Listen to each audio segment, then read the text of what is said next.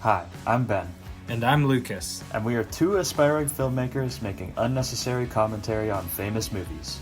Each week, we will randomly select a film to analyze, discuss, and review. We will select the film at the end of each podcast, so you will have ample time to watch the movie before the next episode. We are slightly qualified film students. Let's do this top 100 thing. Let's do this. Right. So yeah, we're gonna read out today our 100th favorite film down to 91. Yes. And then next week we'll keep going, 10 each week. So are we going to do it at the end or the beginning? I say we keep it at the end. Yeah, I think this is a good bookmark. Yeah. Good bookmark. You gotta listen through the podcast to get to this, or you just skip ahead. it. Yeah. That's true. Okay. We'll also have the posted on our Instagram, but how about we go one by one? Ben, what's your 100th My number favorite 100 movie? is a legendary classic film, To Kill a Mockingbird. This film came out in the early 60s, and I will say it's not the most entertaining viewing, but I don't know. This film is very important in cinema history. Broke a lot of ground because this came out like pre-Vietnam, right in the civil rights movement. And obviously, if you haven't seen it or read the book, I'm sure everybody's read the book in school. But it's obviously the story of the this white lawyer defending a black man against fabricated rape charges, and it's just like one of my favorite courtroom drama films of all time. I think it's really well done, and I think it's a very important film. And it just sneaks in at 100. It's really well made for being in the 60s. Very, very famous movie. Yeah. I mean, I think everyone's watched it in their English class. Robert Duvall got his start here as Boo Radley also, which is cool. Yeah. Obviously, he's been in The Godfather and tons of stuff. That's a good starting point. Yeah. To Kill a Mockingbird. Mm-hmm. My 100th favorite movie is Honeyboy. Written by Shia LaBeouf. A film about Shia LaBeouf's life as a kid, being a child actor, coming from an abusive father. This film is like the most disturbing coming-of-age film you'll ever watch, because you have to watch Shia LaBeouf play his own father, and just it's very disturbing to think about the mindset he had to go through to make this movie. He wrote this film in rehab as a exercise for himself, and then he decided, this is pretty good, so I'll make it into a movie. We have Mr. Lucas Hedges in this film, and I don't know, it struck a chord with me. I was like, damn, this is just so dark and beautiful and gritty, but also just like really fantastic, and some of the best child acting I've ever seen. So, Honeyboy. Number 100. There you go. Ben, what's your 99? 99? 99. We got In Bruges. Martin McDonagh. McDonagh? Martin McDonagh. Yeah. It's Ray Fiennes, Colin Farrell, Brendan Gleeson. Hilarious comedy. Yes, sir. Super dark. I just watched this one for the first time like a month ago, maybe. It's a hilarious dark comedy, man. Really funny. Great performances. Yeah. And I think Colin Farrell is excellent. Definitely a must watch. Yes, he is. I haven't even seen Three Billboards, but like I guess if you like that, also check this one out, and vice versa. Yes. Just a good comedy here, in my 99th spot. Fantastic dark comedy. My 99th favorite film is In Bruges. Really? Yeah. This is my 99th favorite film also. I had no clue. Well, you know this what? Was even it was in your like top higher 100. up until today, because I put Boyhood on here. Spoiler alert. Look at that. Yeah, my 99th favorite film is In Bruges also. I love this film. It's so funny. Definitely one of the like funniest movies I've seen in a very long time. Great dark comedy. Yeah, that actually you pretty much said it all. That leads really well into my 98th favorite film, which is called Night on Earth, a Jim Jarmusch movie. This is a weird one because it's 5 short films as like an anthology. So it's 5 like 25-minute ish scenes in like all taking place in a taxi ride in different cities around the world. So in LA you have Winona Ryder as like this punk cab driver. Rosie Perez is in New York, and then there's some foreign language ones in France and Italy and Helsinki, Finland. And it's just like hilarious, and yeah, it's just really funny, and it's classic Jarmusch. So if you're into the independent film movement of the '90s, check this one out. Or if you want to see a really young Winona Ryder, also check this one out. Yeah. Awesome. Yeah, my 98th favorite film is a film I just watched 2 days ago called Oslo, August 31st. Huh? It is a Norwegian film. Never And heard of it is about a recovering drug addict who gets leave from rehab for one day to go on a job interview. And it follows him through this one day, August 31st, in his town of Oslo. That's why it's called Oslo, August 31st. Right. Crazy. It was a really beautiful film. It has grown on me in the last 2 days, and I realized that it's kind of just fantastic. The ending is so brutally crushing in the most nihilistic way possible, but fantastic. And yeah, I mean, I don't think I've ever seen a Norwegian film before, and this was beautiful independent film. 98th. Sweet. Okay. Now, 97, right? Okay. Yeah, 97. At 97, we got The Pianist, which is Ooh, a Roman Polanski interesting. film. Adrian Brody is a Jewish... he's a Jewish pianist living in Poland right at the start. And you kind of... Okay, well, you see the journey from pre-Nazi occupation all the way as Adrian Brody becomes like a resistance fighter, all the way to the end. This film has one of the most like legendary shots to me of Adrian Brody crying walking through the empty Of course. streets. So I beautiful. mean, this film is just like a really beautiful movie. I kind of boycott it now because obviously Roman Polanski is an awful person.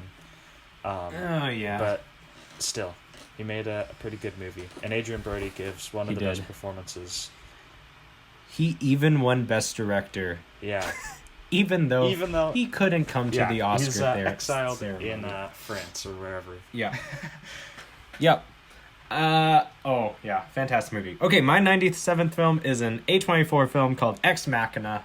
Oh, okay. Yeah, I gotta see that one. Great film. Oscar Isaac, Domhnall Gleeson. This is like the most like philosophical film ever. It's like so just it's deep. It's a deep movie. It's set in the near future, and it's basically set in one location the entire movie, but it's a very, very cool location.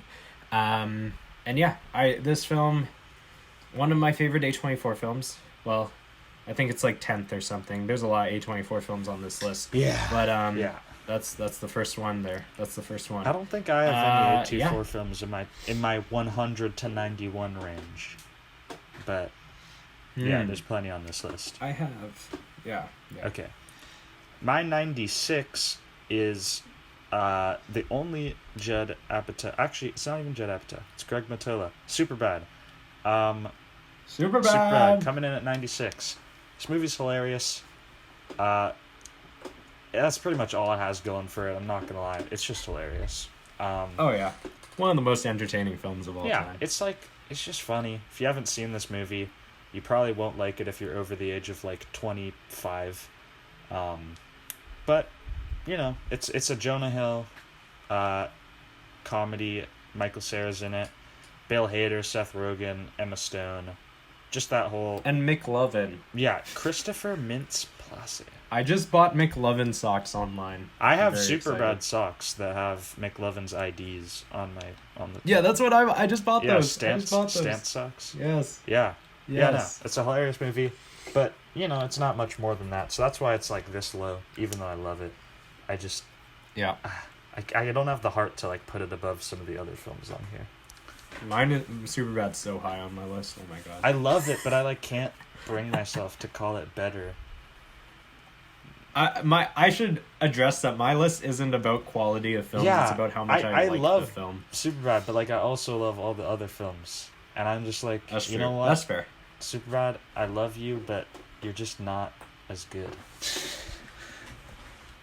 My 96 film is kind of like Superbad, a little different here. We got 500 Days of Summer. Oh, okay. Yeah, I haven't seen it, but...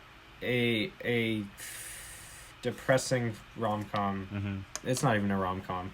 It's about a desperate guy trying to get with this girl who just doesn't want a relationship, and he's just depressed. Joseph Gordon-Levitt is hilarious in this movie. And, gives one of the best monologues of the decade. Mm-hmm. I don't know, this film's just like, it's really just captures male desperation to be with a girl and just not getting that. Not even close. Yeah. But I really love this movie. It's kind of a comfort movie for me. It's my 96 favorite. Yeah, okay. Okay, we're halfway there. Okay. Let's move on to 95. My number 95 is a film from last year. One of the only ones on here. I guess technically this year, because it's a January release. And it's Judas and the Black Messiah. This film, I absolutely love the look of it. I love the performances in it. I think it's super entertaining. I also think there needed to be a mainstream film about Fred Hampton and the Black Panther movement. Yeah. And I think that this film, Shaka King, in his debut, pretty much, just directs it to a T. It's entertaining. It has great depiction of the Black Panther movement, and yeah, it was one of my favorites. My second favorite film from last year, that award season, and it's just sneaking in here at the bottom, 95. Nice.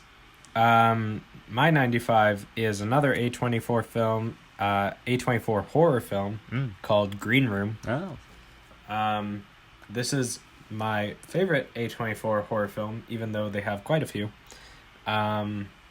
Because it's just fun. I love Hereditary. I love The Lighthouse.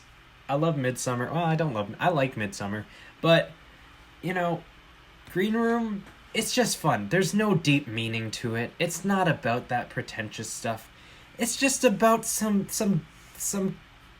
punk band trying not to get killed by neo-Nazis. Like, that's the point of the film. That's it.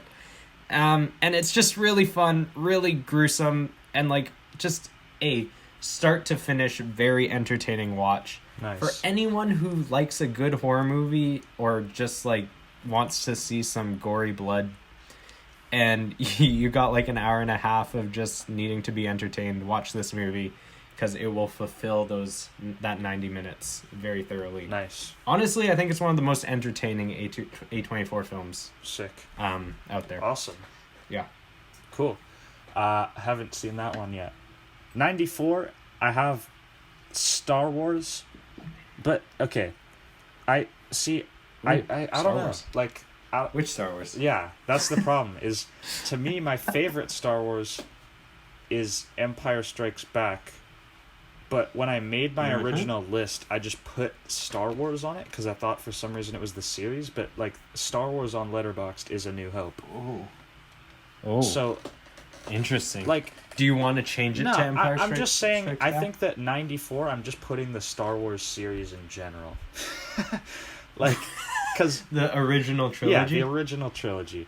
Because looking back, I just did like a marathon. I watched like so many. Dude, I watched like everything, and I watched all the ones in between. Like I watched Rogue One, all that stuff. Right. Yeah. And like, the original trilogy is just still the best trilogy. It's like so inventive and awesome, but also looking back, it's not as good technically as like you think it is when you're a kid. Like there's just some really bad green screen and stuff. So to all the Star Wars fans, bad special for all the Star Wars fans mad at me for putting it this low, just know that Star Wars is like an essential part of my childhood. But now I've grown out of that childhood, and I realize, you know what? Star Wars just like isn't as amazing as I thought it was. Star Wars is such an important part of my childhood, but like they're not even close to these top 100. For me, Lord of the Rings and Harry Potter are much more. Yeah, Lord of the Rings. You'll be hearing to my childhood. a lot about Lord of the Rings on my top 100. Well, you'll be hearing about it 3 times. Higher up. Yeah. Okay, Star Wars: The Original Trilogy is Ben's 94th favorite film. Yes. My 94th favorite film is mid-90s, Jonah Hill's debut feature film. This is also A24. I like 3 in a row. I love this movie. I love this movie so much. It is like a quintessential coming-of-age film. I think it's one of the best directorial debuts in a very long time from Jonah Hill. And I don't know, this film like brought me to tears when I first watched it. It's just one of those movies that really captures teenage or tween kind of life. I love it. Fantastic movie. Yeah. 93. Ben Taylor coming in. We got Hot Fuzz. An Edgar Wright film from 2007. One of the most like outrageously funny movies I've seen. Like, this Edgar Wright is just a master of visual storytelling and visual gags, visual comedy, all that stuff. And like this to me feels like just a more refined like vision than what Shaun of the Dead is, because Hot Fuzz feels like now he has the money to like fully make a really good version of like that just like hilarious over the top. It's weird because like the jokes are like how weird these cops are and how extreme they are. It's like stereotypes to the max. The description is big cops, small town, moderate violence. You know, it's like hilarity in the normality of it all, I guess. It's not my favorite Edgar Wright film. I think two are higher than it on my top 100. I think. Yeah. Right. But it's a really entertaining watch and one of his best ones for sure. Hilarious. My 93rd is Atonement. Oh. We covered this in great detail on the podcast. Yeah. Atonement. Cool. I'm not even going to go into detail here because we did an hour and a half long thing about this movie. That was so long. Yeah, back in the old days when we had long... Well, I mean, this one's going to be pretty long because we're doing this top 100 thing. Yeah. I'm going to cut it down. I'm going to edit it down. Sure. But yeah, Atonement, fantastic movie. I don't know. It's just beautiful. Like, I don't even know if it's like... It's just beautiful. It's just great. It's just eye candy. Up, gorgeous looking. All right. Yeah. 92. Ben Taylor's List. We got Boys in the Hood. This movie is awesome. I love Boys in the Hood. Came out in 91. Lawrence Fishburne, Ice Cube, Cuba Gooding Jr. I mean, this film is just like really entertaining. It's hilarious. It's heartbreaking. And it's just, once again, a very important film about gang violence and all just poverty, black poverty in general in South Central LA. Great watch. Came out in 91. Super important. Go check it out. Boys in the Hood. Boys in the Hood. My 92nd favorite film is The Perks of Being a Wallflower. We reviewed this not too long ago. Yeah. Another kind of comfort film for me. Kind of like 500 Days of Summer. Comforting in a very depressing way. Love Perks of Being a Wallflower. The ending will always just make me happy. Very, very happy. Yeah. Yeah. There you go. All right. Number 91. Capping off our first 10 for me is Call Me By Your Name Yeah. at number 91. Ooh, nice. This Call film, Me By Your Name. This film is on our wheel, I believe, so we might have a chance to do a full episode about it. But obviously, Yes. everyone's seen this movie. You got a romance between everybody's crush's favorite boy, Everyone's boy, Timothy Chalamet, and the Mr. cannibal himself, Armie Hammer. Armie Hammer. Too soon, but we're gonna make that joke. Yeah, it's about a 17-year-old falling in love with his dad's assistant. It's kind of weird and creepy if you think about it. Definitely kind of creepy. Yeah, especially since Armie Hammer is a cannibal. Oh, God, dude. Like, I don't want to rewatch this now. Dude. It's gonna be so weird. Like, or the peach scene. Oh, no. Yeah. Yeah. I love Call Me By Your Name. It's a great film. It's a little higher up on my list. It's an amazing indie film. Great romance. And obviously it gave us our boy Timothy Chalamet. Timothy got nominated for the Oscar. Yeah. Up against, I remember that year so well. He was up against like some of the greatest actors of all time. It was Denzel Washington, Gary Oldman, Daniel Day-Lewis, and Timothy Chalamet. And there was another one that I was like, oh my God, this poor child. But yeah, my 91st is The Wolf of Wall Street. We've also reviewed this film, The Wolf of Wall Street. I love this movie. Yeah. It's fun. It's entertaining. It's the first film that we have entered the 4.5 star territory on my list. So as you can see, my list is mainly 4.5 stars, and then the final 16 are 5 stars. But dude, yeah, I don't even know where Street. you enter 4.5 star territory for me. I don't think it's up until later. It's after Boyhood. I think it's at around 75 where you enter 4.5 star territory for me. Interesting. I don't know. Yeah. That's just kind of the way it panned The Wolf out. of Wall Street. I love this movie. It's very entertaining. Leonardo DiCaprio, one of his best performances. Awesome. So, Cool. There you have it. Those are our first 10 out of our top 100, 100 to 91.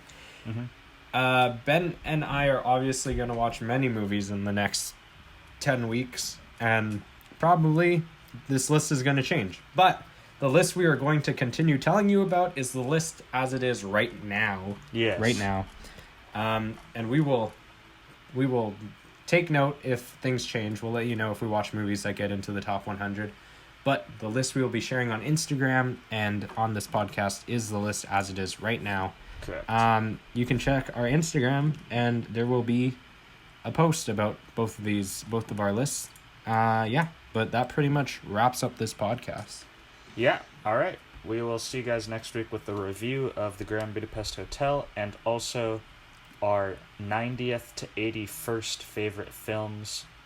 We'll see you guys next week.